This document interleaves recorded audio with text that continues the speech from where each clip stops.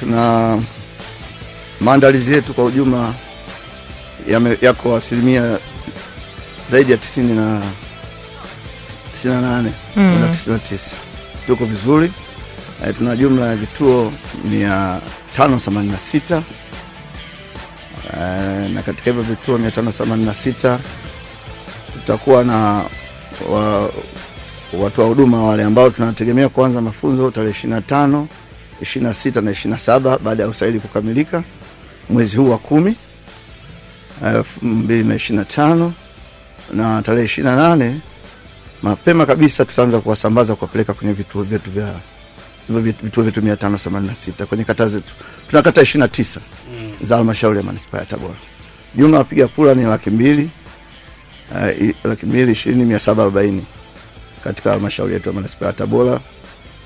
Kwa upande wa wagombea wabunge tuna wagombea 11. Maandalizi yao yamekamilika.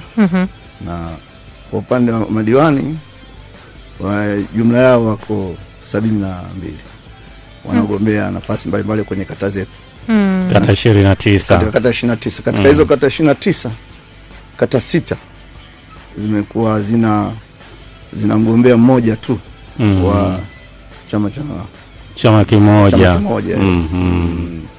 Na tufahamu pia sasa, wakati tunaanza kujua tumefahamu maandalizi hayo, tupe tathmini yako ya haraka kuhusu mwenendo